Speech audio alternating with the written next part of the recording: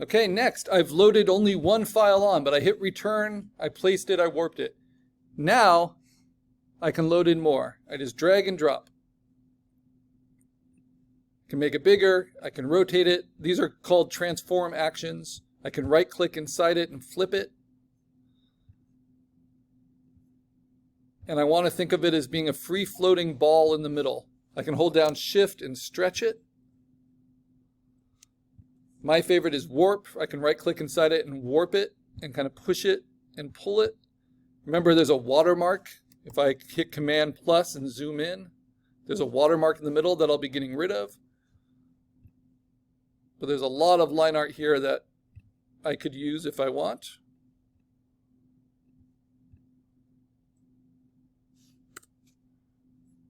But when I pulled that in, notice how it immediately covered up what was underneath it. So if I want it to show up and basically get rid of everything that's not a dark line, I'm going to change the blending mode of this layer. So this is the important next step as we're building. So I get a sense of what all these things composited together looks like on top of each other. In your layer window, which is right here, you will see that it says normal and a drop down. These are what are called blending styles or blending modes. They are simply the way that the layer is being shown. So we're not changing any pixels here, we're just showing it in a different way. If I change it to multiply mode, which is 4 down, that means only the darkest pixels will show, which basically turns like a white printout of the line art into like an overhead projection piece of film of the line art. So now I see those black lines layered up on top of each other. Now I'm going to bring in another one that I want to use. And I'm going to label them with a color once I've used them, so I don't accidentally use the same one twice or waste time that way. Here's another one. Let's flip it. I definitely want to get rid of all words. And I'm not allowed to make my own pixels in this. We're not drawing our own line art, but I can delete as much as I want. And I can warp it.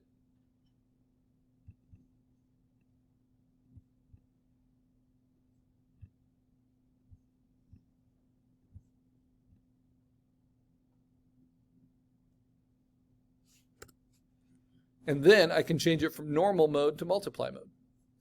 You see it's getting real jumbly really quick. That's 3 layers. Bless you. Let's do 2 more for a minimum of 5. Bless you again. Here we go, the classic. Now this line art, you'll notice, is not as dark. And I'll show you how to fix that, but not right now. So I'm just going to do what I've been doing, right? Just place it. Can change its shape a little bit. Can make it fit, but you'll notice that that line quality is still very recognizable.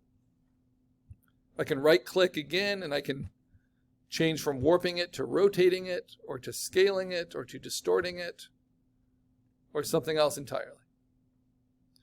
A distort is a nice one where you just drag from the corner.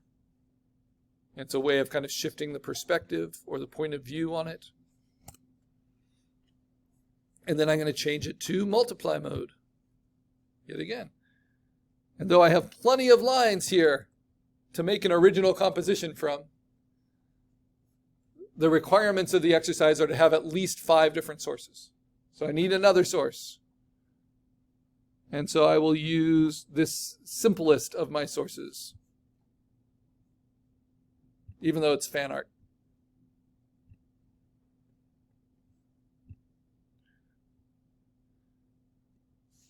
And even though there's no up or down to these, like this can just as likely be used this way. Well, I'll go ahead and use it this way. Or flipped. You get to decide based on your own aesthetics. And then I'm going to hit multiply. Okay. Now I want to show you something. We have created 5 layers. Notice that the layers themselves all have a little black box inside their thumbnail. That's how we know these are called smart objects. So if I try to delete something, and this is how we'll learn to delete for this project, I'm going to use the lasso tool with 0 pixel feather. So it's just the default lasso tool. I'm going to pick a layer. I'll put it on normal mode just so you can see it really clearly. And let's say I want to delete these words. I'm going to lasso around them. I'll zoom in so you can see and then move it down. By the way, for you guys to zoom in, Command plus, this will be very helpful as we're using pixel-based programs. Zoom in until you see the actual pixels, right? Now if you hold down your space bar and then move your mouse around, you'll be able to move around at that size or at that zoom. If you ever want to make it full screen again, just hit Command 0 and it will fill your Photoshop screen with it. So whenever you see me doing this, you can do that. I'm doing that with my trackpad and 2 fingers, but you can do it by holding down spacebar and use your mouse or your tablet. Okay, if I want to delete this, I just lasso it and I can hit delete. But watch what happens. This tells us what smart objects are. Because smart objects are linked to content outside of Photoshop, it won't let you edit them. It will let you stretch them, it will let you place them, but it won't let you alter the pixels by deleting them, right? Or changing their color or even adding to them. So in order to make them what's called editable, I have to make them no longer smart objects. I have to break their connection to that outside file and instead make them just pixels within Photoshop. That's dangerous because in Photoshop, I have set my pixel resolution.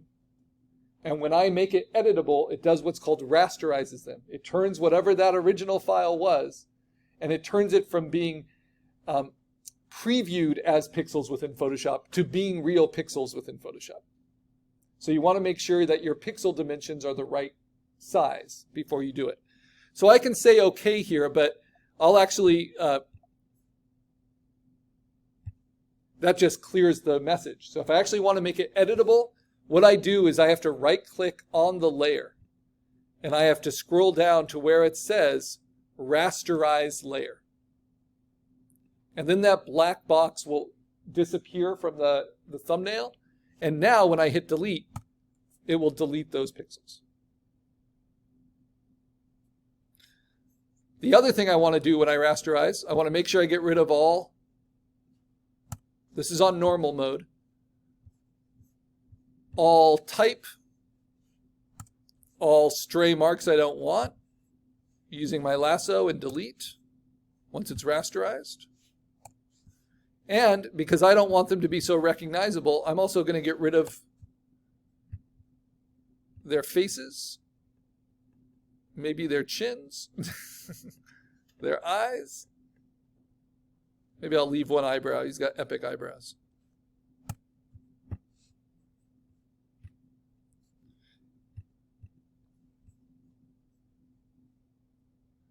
I'm not a huge fan of firearms in kids' cartoons,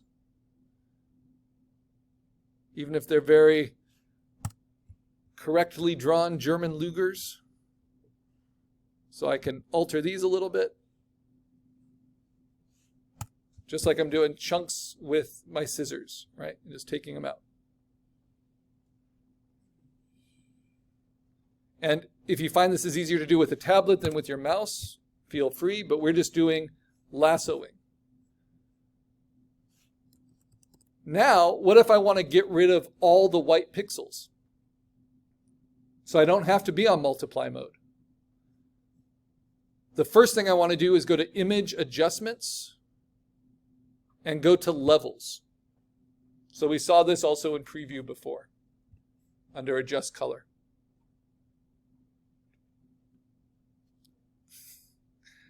And let's see. So under levels, this is what black and white line art should look like. It should have almost nothing in here, but it should have a peak at the whites and a peak at the blacks. If yours doesn't look like that, you can adjust it so that it does. So it looks like solid black and white. This is pretty good. If I zoom in, you'll see if I play with this much more, it's just going to like bolden the black. and that white is pure white. If I want to thin it a little bit, I can. But that looks pretty good. So now I'm good to select just the whites. So how do you select just the white from the image? We're not going to use the lasso anymore. We're going to use what's underneath it, which is called the magic wand tool. The magic wand tool will select whatever pixel we click and then similar pixels. But we have to choose a setting for it at the top.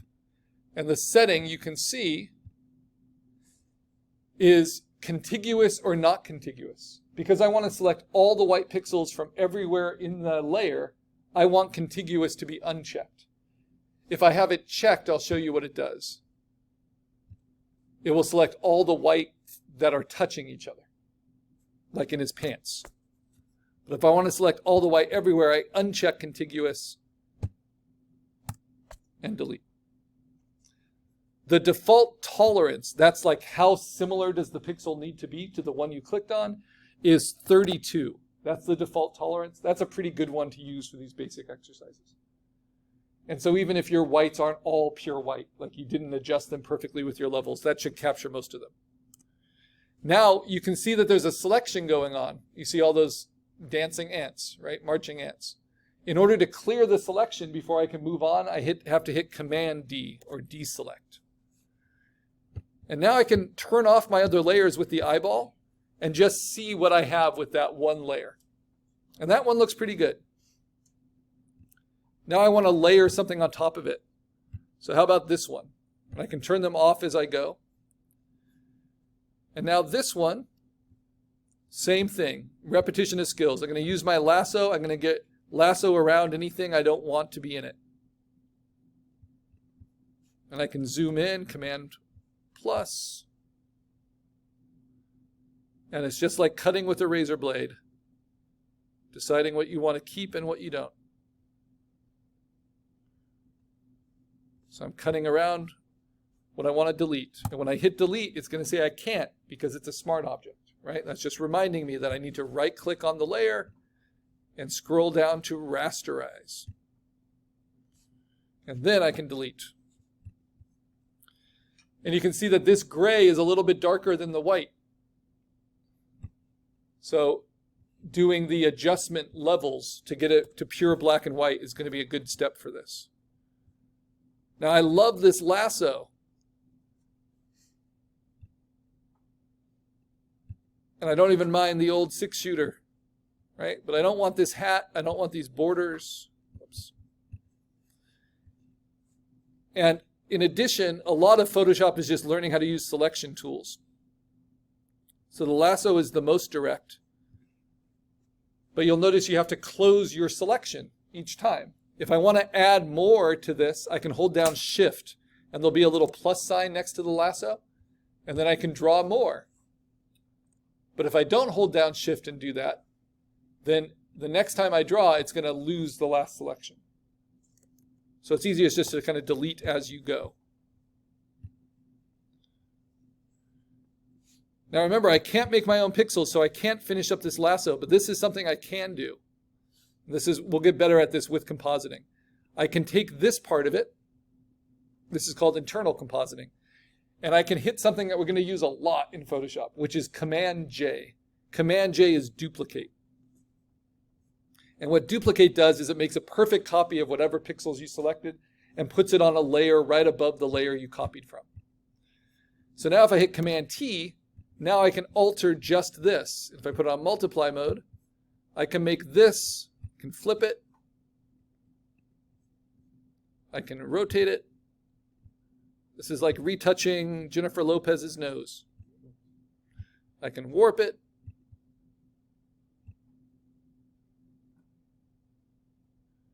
And without drawing my own pixels, I can composite in the lasso I want. I can even do that again with the inside. But remember what layer you're stealing from. So I can take it from this layer underneath, Command J, duplicate it onto its own, Command T, and then move that, and then use these transforming tools